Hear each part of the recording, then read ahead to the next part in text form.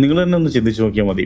ഒരു എംപ്ലോയർ ഒരാളെ തിരഞ്ഞെടുക്കുന്ന സമയത്ത് കേവലം ഒരു ഡിഗ്രി സർട്ടിഫിക്കറ്റ് മാത്രമുള്ള ആളെ തിരഞ്ഞെടുക്കുമോ, അതോ ഡിഗ്രി സർട്ടിഫിക്കറ്റിനോടൊപ്പം തന്നെ അല്ലെങ്കിൽ ഡിഗ്രിയോടൊപ്പം തന്നെ നന്നായിട്ട് കമ്മ്യൂണിക്കേറ്റ് ചെയ്യാൻ അറിയുന്ന, സോഫ്റ്റ് സ്കില്ലുകൾ കൃത്യമായിട്ട് അറിയാവുന്ന, അതേപോലെ തന്നെ നന്നായിട്ട് ലീഡർഷിപ്പ് ക്വാളിറ്റി ഉള്ള ഒരാളെയാണോ തിരഞ്ഞെടുക്കുക? No skills no job. ഇത് ഇപ്പോൾ റീസെൻ്റായിട്ട് ഏറ്റവും കൂടുതൽ കേട്ടുവരുന്നൊരു സ്റ്റേറ്റ്മെൻറ്റാണ്. ഈ ഒരു സ്റ്റേറ്റ്മെൻറ്റ് ഇങ്ങനെ ഇത്രത്തോളം ശ്രദ്ധിക്കപ്പെടാനും പറയപ്പെടാനുള്ള റീസൺ എന്ന് പറയുന്നത് ഇന്നത്തെ കാലത്ത് സ്കിൽസിന് വളരെയധികം ഇമ്പോർട്ടൻസ് ഉണ്ട് എന്നുള്ളത് തന്നെയാണ്. സോ ഈ ഒരു സ്റ്റേറ്റ്മെൻറ്റ് എന്ന് പറയുന്നത് ഭയങ്കരമായിട്ടുള്ള എക്സാജറേറ്റഡ് സ്റ്റേറ്റ്മെൻ്റ് ആയിട്ട് തോന്നിയേക്കാം, പക്ഷേ ഇതാണൊരു റിയാലിറ്റി. നമുക്കിന്ന് ഡിസ്കസ് ചെയ്യാനുള്ളത് ഇന്നത്തെ കാലത്ത് എന്തുകൊണ്ടാണ് സ്കിൽസിന് വളരെയധികം പ്രാധാന്യം വരുന്നത്. സോ നിങ്ങൾ മനസ്സിലാക്കേണ്ട ഒരു കാര്യം, ഓരോ വർഷവും ഡിഗ്രി കഴിഞ്ഞ് മറ്റേതെങ്കിലും സമാനമായിട്ടുള്ള കോഴ്സ് കഴിഞ്ഞ് ലക്ഷക്കണക്കിന് ആളുകളാണ് പാസ് ഔട്ടായിട്ട് വരുന്നത്. പക്ഷേ ഇതിനകത്ത് വളരെ കുറച്ച് ആളുകൾ മാത്രമേ കൃത്യമായിട്ടുള്ള സാലറിയോട് കൂടി അല്ലെങ്കിൽ അവർ അർഹിക്കുന്ന സാലറിയോട് കൂടി ഒരു നല്ല പോസ്റ്റിലേക്ക് വരുന്നുള്ളൂ. ബാക്കി എല്ലാ ആളുകളും വളരെ കോംപ്രമൈസ് ആയിട്ടുള്ള ഏതെങ്കിലും രീതിയിൽ കുറഞ്ഞ സാലറിയോട് കൂടിയൊക്കെ ജോബിനകത്ത് എത്തിപ്പെടുന്ന ആളുകളാണുള്ളത്. സോ എന്താണ് ഇവിടെ മാറ്റർ ആവുന്നത്? ഡെഫിനറ്റ്ലി ഒരു എംപ്ലോയർ അല്ലെങ്കിൽ ഒരു കമ്പനി ഒരാളെ ഇൻ്റർവ്യൂ ചെയ്യുന്ന സമയത്ത് അയാളുടെ ഡിഗ്രി സർട്ടിഫിക്കറ്റ് അല്ലെങ്കിൽ സമാനമായിട്ടുള്ള ഏതെങ്കിലും ഒരു സർട്ടിഫിക്കറ്റിന് അത്രത്തോളം പ്രാധാന്യമേ കൊടുക്കുന്നുള്ളൂ. ഇപ്പം ഒരു ബയോഡാറ്റയ്ക്കകത്ത് അയാൾക്ക് ഡിഗ്രി ഉണ്ടെന്ന് പറഞ്ഞു കഴിഞ്ഞാൽ ആ ഒരു ഡിഗ്രി, ബയോഡാറ്റയിലുള്ള ഡിഗ്രി അതേപടി അംഗീകരിക്കാൻ എംപ്ലോയർ ഓക്കെയാണ്.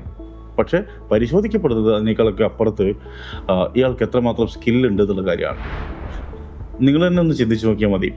ഒരു എംപ്ലോയർ ഒരാളെ തിരഞ്ഞെടുക്കുന്ന സമയത്ത് ഒരു ഇൻ്റർവ്യൂ സ്വാഭാവികമായിട്ടും കണ്ടക്ട് ചെയ്യും. ആ ഇൻ്റർവ്യൂവിൽ കേവലം ഒരു ഡിഗ്രി സർട്ടിഫിക്കറ്റ് മാത്രമുള്ള ആളെ തിരഞ്ഞെടുക്കുമോ, അതോ ഡിഗ്രി സർട്ടിഫിക്കറ്റിനോടൊപ്പം തന്നെ അല്ലെങ്കിൽ ഡിഗ്രിയോടൊപ്പം തന്നെ നന്നായിട്ട് കമ്മ്യൂണിക്കേറ്റ് ചെയ്യാൻ അറിയുന്ന, അല്ലെങ്കിൽ നന്നായിട്ട് ഇമെയിൽ ഡ്രാഫ്റ്റ് ചെയ്യാൻ അറിയുന്ന, സോഫ്റ്റ് സ്കില്ലുകൾ കൃത്യമായിട്ട് അറിയാവുന്ന, എസെൻഷ്യൽ കമ്പ്യൂട്ടർ നോളജിനേക്കാൾ അപ്പുറത്ത് AI ടൂളുകളും അതുപോലെ തന്നെ അഡ്വാൻസ്ഡ് MS Excel അടക്കമുള്ള ടൂളുകളും ഗൂഗിൾ ഷീറ്റും അതുപോലെ തന്നെ ഗൂഗിൾ ഫോം അടക്കമുള്ള ടൂളുകളൊക്കെ ഉപയോഗിക്കാൻ അറിയുന്ന, അതേപോലെ തന്നെ നന്നായിട്ട് ലീഡർഷിപ്പ് ക്വാളിറ്റിയുള്ള ഒരാളെയാണോ തിരഞ്ഞെടുക്കുക? ഉത്തരം വളരെ വ്യക്തമാണ്. തീർച്ചയായിട്ടും രണ്ടാമത്തെ ആളിനെ തന്നെയായിരിക്കും തിരഞ്ഞെടുക്കുക. സോ എവിടെയാണ് നമുക്ക് ഒരു പ്രോബ്ലം വരുന്നതെന്ന് വെച്ചാൽ, നമ്മൾ പഠിക്കുന്ന സമയത്ത് ഇത്തരം സ്കില്ലുകൾ നമുക്ക് ആവശ്യമുള്ളതാണെന്ന് നമുക്ക് തോന്നാറില്ല. നമ്മൾ സ്വാഭാവികമായിട്ടും ആ ഡിഗ്രി പഠനത്തിൻ്റെയൊക്കെ ഒരു ആവേശത്തിലോ അല്ലെങ്കിൽ അതിൻ്റെ ഒരു സുഖകരമായിട്ടുള്ള അവസ്ഥയിൽ നമ്മൾ മുന്നോട്ടേക്ക് പോകും. കോഴ്സ് കഴിഞ്ഞ് പുറത്തിറങ്ങുന്ന സമയത്താണ് നമുക്ക് ജോലി കിട്ടാതിരിക്കുകയും അല്ലെങ്കിൽ പ്രോപ്പറായിട്ടുള്ള ഒരു ജോലി കിട്ടാതിരിക്കുകയും ചെയ്യുന്ന സമയത്താണ് നമ്മൾ ഇതിൻ്റെയൊക്കെ ഒരു ഇമ്പോർട്ടൻസ് നമ്മൾ തിരിച്ചറിയുന്നത്. സോ ഒരു കാര്യം ഉറപ്പാണ്, നിങ്ങളുടെ കയ്യിലുള്ള സ്കിൽസ് അത് തീർച്ചയായിട്ടും കോർപ്പറേറ്റ് വേൾഡിലെ നിങ്ങളുടെ കറൻസി തന്നെയാണ്. സോ ആ കറൻസി നിങ്ങൾക്ക് എത്ര കണ്ട് സമ്പാദിക്കാൻ വേണ്ടി പറ്റുന്നോ അത്ര കണ്ട് നിങ്ങളുടെ ജോലിയും അതുപോലെ തന്നെ നിങ്ങൾക്ക് കിട്ടുന്ന പേയ്മെൻറ്റും വളരെ കൂടുതലായിരിക്കും.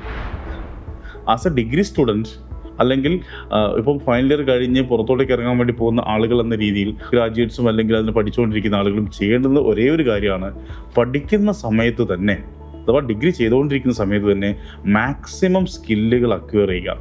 അത് ഷോർട്ട് ടേം കോഴ്സുകളുണ്ട്, അതേപോലെ തന്നെ നിങ്ങൾക്ക് കമ്മ്യൂണിക്കേഷൻ സ്കില്ലൊക്കെ ആണെങ്കിൽ നിങ്ങൾക്ക് തന്നെ സ്വയം പ്രാക്ടീസ് ചെയ്ത് ഡെവലപ്പ് ചെയ്ത് എടുക്കാൻ വേണ്ടി പറ്റും. അത്തരം കാര്യങ്ങളൊക്കെ ചെയ്യുക. എന്നിട്ട് നിങ്ങൾ പുറത്തോട്ടേക്ക് ഇറങ്ങുമ്പോഴത്തേക്കും, കോഴ്സ് കഴിഞ്ഞ് പുറത്തോട്ടേക്ക് ഇറങ്ങുമ്പോഴത്തേക്കും എന്താണോ ഇൻഡസ്ട്രിക്ക് ആവശ്യമുള്ളത് അത്രയും കാര്യങ്ങൾ നിങ്ങൾ അതിന് ചെയ്യാം. ഓക്കെ, സ്വാഭാവികമായിട്ടും ഒരു ഇൻ്റർവ്യൂക്കകത്ത് സാലറിയുടെ ഒരു നെഗോസിയേഷൻ നടക്കും.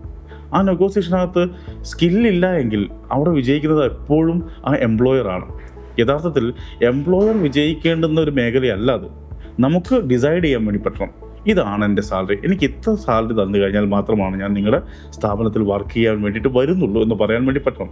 സോ അത് പറയാൻ വേണ്ടി പറ്റിയാൽ നമ്മൾ ആ കമ്പനിക്ക് വേണ്ടുന്ന അത്രയും കാര്യങ്ങൾ പ്രൊവൈഡ് ചെയ്യാൻ വേണ്ടി പറ്റുന്ന ഒരു സ്കിൽഫുൾ ആയിട്ടുള്ള ആളായിട്ട് മാറുമ്പോഴാണ്.